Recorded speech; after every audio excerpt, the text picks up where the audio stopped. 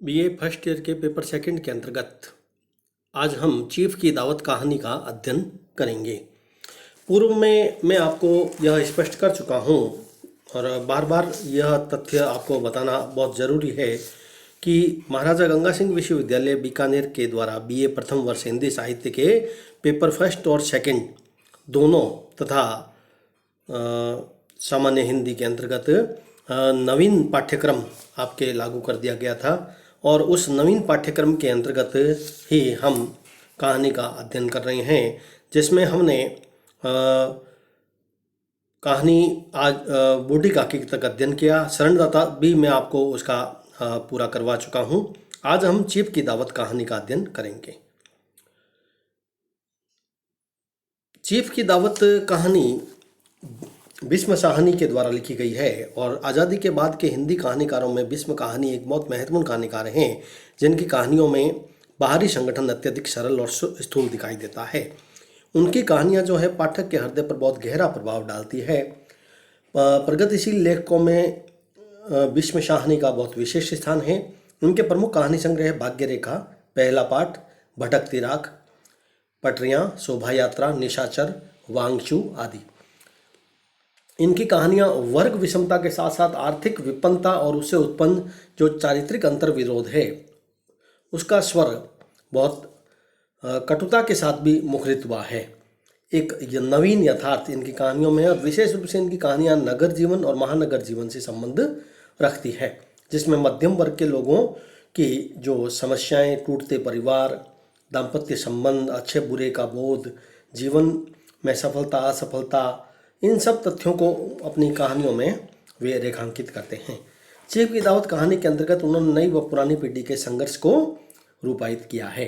यह एक ऐसी कहानी है जिसमें नई और पुरानी पीढ़ी का जिक्र तो आया है, किंतु इन दोनों के बीच संघर्ष होते हुए भी कहीं भी चित्रित नहीं किया गया है। पुरानी पीढ़ी नई पीढ़ी से न तो अपना तालमेल बैठा पा रही है और न अपनी बात उनसे मनवा रही है।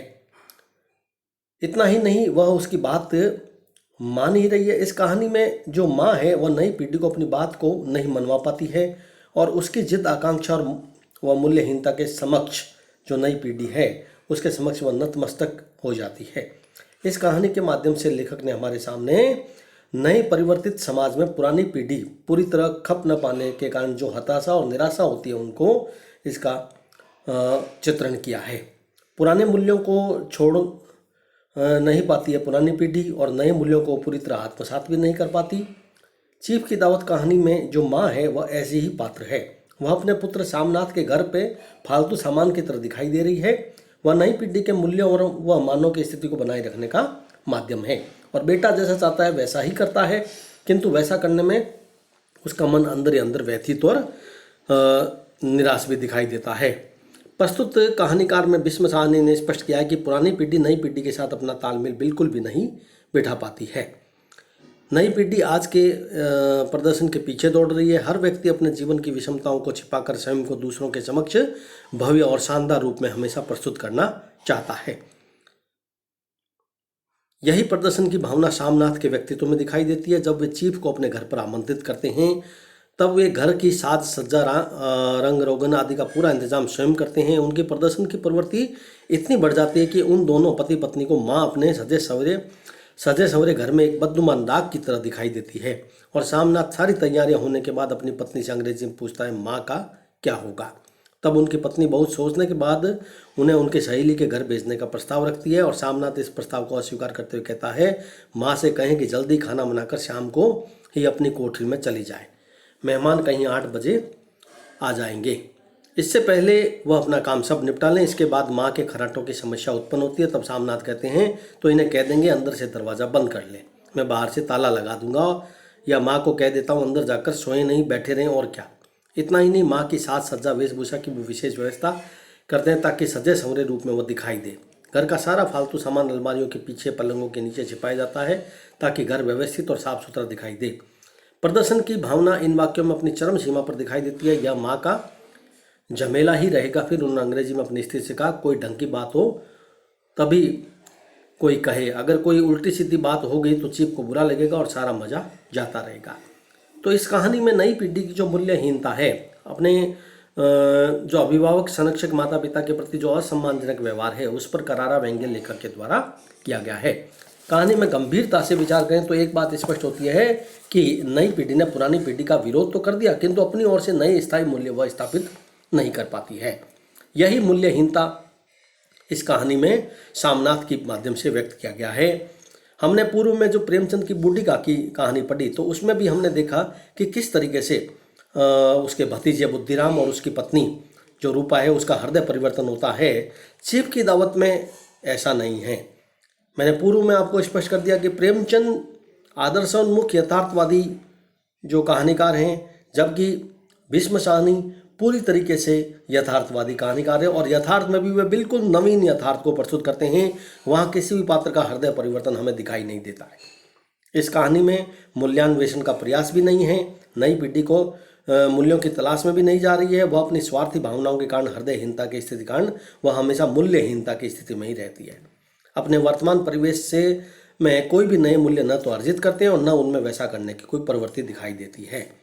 श्यामनाथ को अपनी बॉडी माँ जो बिल्कुल बुरी लगती है और यही तथ्य इस कहानी में पाठक को तो झंझोर देने का प्रयास करता है, किंतु पात्रों के मन में अंतिम स्थिति तक वह स्वार्थी प्रवृत्ति दिखाई देती है। उनमें हृदयहीनता भी दिखाई देती है और वह मूल्यहीनता को प्रस्तुत भीष्म साहनी ने अंतिम लाइन, अंतिम पंक्ति तक किया है कि माँ के रूप में मातृत्व का जो स्वाभाविक त्याग में रूप होना चाहिए पाठक समझता है, किंतु कहानी के पात्र में यह बात उन्होंने बिल्कुल भी अंतिम पंक्ति तक नहीं दर्शाई है।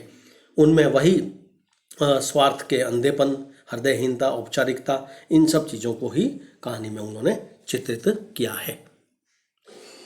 इस कहानी में, चीफ की दावत कहानी में, पुरानी पीढ़ी की पराजय और नई पीढ़ी की मूल्यहीनता को विशेष रूप से व्यक्त किया गया है। कहानी जो चीफ की दावत है उसका जो शीर्षक है वह एक घटना पर आधारित है, जिसमें मिस्टर श्यामनाथ अपने घर पर चीफ को दावत के लिए आमंत्रित करते हैं और आमंत्रित चीफ के दावत के लिए अच्छी तरीके से पूरी तैयारी करते हैं।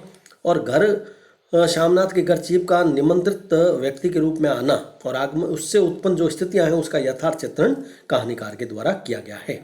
बड़ी कुशलता से सभी घटनाओं, स्थितियों का निर्वाह भीष्म साहनी ने किया है और पूरी कहानी इस शीर्षक के आसपास ही हमें घूमती हुई दिखाई देती है। औचित्यपूर्ण, संक्षिप्त और एक व्यंजनागर्भी शीर्षक हम मान सकते हैं इस कहानी का। चीफ की दावत के सहारे ही नई पुरानी पीढ़ी की सारी स्थितियों को स्पष्ट किया गया है और जो नई पीढ़ी की मूल्यहीनता है और एक कहानी में जो कौतूहल होता है वह चीफ की दावत के निमंत्रण से ही शुरू हो जाता है। इस कहानी में श्यामनाथ का जो चरित्र है वह हमारे सामने विशेष रूप से उभर कर आया है। कहानी में यदि चरित्र चित्रण के दृष्टिकोण से परीक्षा में प्रश्न आएगा तो श्यामनाथ का चरित्र ही इसमें हमें अधिक महत्वपूर्ण रूप से दिखाई देता है। कहानी में पूरी तरीके से सारी तैयारियां जो होती है उस समय कोई अवांछित स्थिति उत्पन्न न हो, इसके लिए माँ को अनेक हिदायतें देना। चीफ माँ से बातें करता है, गाने सुनता है, पुत्र माँ से फुलकारी बना देने का आग्रह करता है। साहब तो माँ से प्रसन्न हैं किंतु घरवाले माँ से दुखी हैं। यह इस तरह से देखें तो यह कहानी बहुत रोचक ढंग से हमारे सामने आती हुई दिखाई देती है। कहानी में श्यामनाथ और माँ और श्यामनाथ की पत्नी, ये तीन महत्वपूर्ण पात्र हैं और चरित्र चित्रण के विश्लेषण के दृष्टिकोण से श्यामनाथ ही महत्वपूर्ण हैं। कहानी में भीष्म साहनी की सभी कहानियों में हमें उर्दू भाषा के शब्दों का प्रयोग अधिक दिखाई देता है और उनकी कहानियों में जो विभाजन की जो त्रासदी है उसको भी अधिक रूप से हमें देखने को मिलता है। इसी कारण से भीष्म साहनी ने इस कहानी में पूरी तरीके से भाषा शैली के दृष्टिकोण से देखें तो सरल और दैनिक व्यवहार की है, किंतु उर्दू शब्दावली का प्रयोग भी बहुत अधिक दिखाई देता है। संवाद इस कहानी के बहुत उपयुक्त हैं, जो रोचक, संक्षिप्त और गतिशील है, पात्रों के मन से प्रभाव डालने वाले, कहानी के उद्देश्य को प्रकट करने वाले और कथानक को तीव्र गति से आगे बढ़ाने वाले हैं। चरित्र के उद्घाटन करने में पूरी तरीके से संवाद सक्षम है। कहानी स्वतंत्रता के पश्चात देशकाल के दृष्टिकोण से देखें तो नौकरी पेशा जो व्यक्ति है आज़ादी के बाद, उसकी जो मनोदशाएं हैं उस पर उसका सुंदर चित्रण कहानीकार के द्वारा किया गया है और कहानी का मुख्य उद्देश्य है नई एवं पुरानी पीढ़ी के संघर्ष को रूपायित करना, नई और पुरानी पीढ़ी के संघर्ष की कहानी वास्तव में यह पुरानी पीढ़ी की पराजय और नई पीढ़ी की मूल्यहीनता को ही दर्शाती है।